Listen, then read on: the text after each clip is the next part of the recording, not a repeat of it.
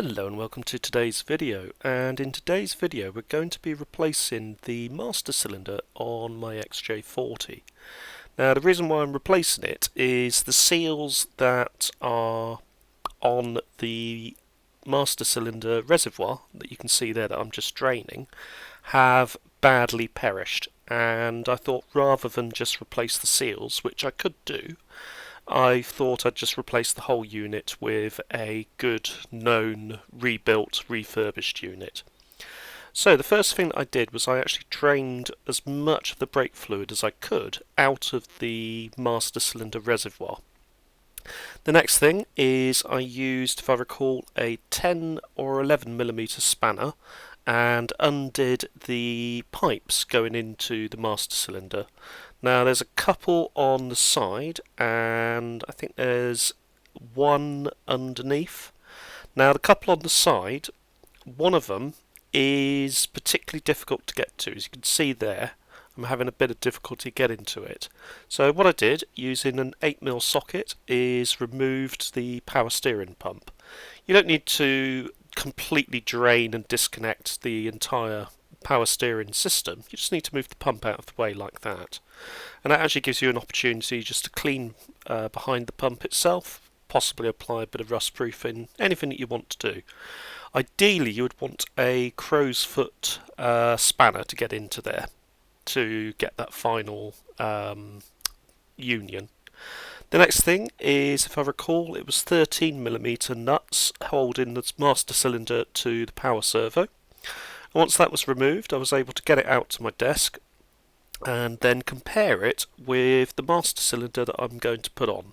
So I compare them side by side, and then when you're ready you can start trying to drift out the pin that holds the reservoir in place. Now I managed to do that, and with a bit of gentle prising I was able to get the reservoir off. I'll be honest with you, I was a little bit afraid that, obviously with the age of it, I would have cracked the plastic itself, but fortunately I didn't do that. I just managed to get it out very gently. The the reservoir itself just pushes into the new master cylinder, as you can see there, and then you just drift the split pin thing back in. If you happen to lose that pin, you could, I guess, use a suitable nut and bolt with the relevant lock-in washers, but I managed to get mine back in place with the pin I took off. The next thing that I had to do was to put the master cylinder back in. Now there is a pin, or rather a plunger, that comes off of the power servo, and it's fiddly to get in. So what I had to do was, using a flat blade screwdriver, I managed just to joggle it into place like so, as you can see there. There is only one way it will go in, and it won't go in if it's not in properly, so you can't really get it wrong. The next thing is I put those nuts back on to secure the cylinder to the power servo, and then I did up all of the pipes, as you can see there, just doing up all the pipes.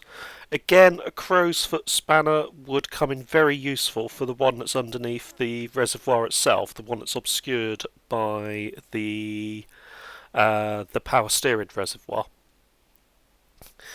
You can then put the power steering reservoir back into place, and the final thing that you need to do is to fill it with fluid and then bleed the brakes. So for the brakes you'll need to do all four of them, because you've got a completely brand new cylinder, and I would recommend using one of those pressure bleed systems. Now this is a job that I've yet to do, so that will be covered in our next video. For the moment, I hope you have found this interesting and useful. Don't forget to hit the like button, don't forget to subscribe, and I'll see you again very soon. Take care, thanks for watching.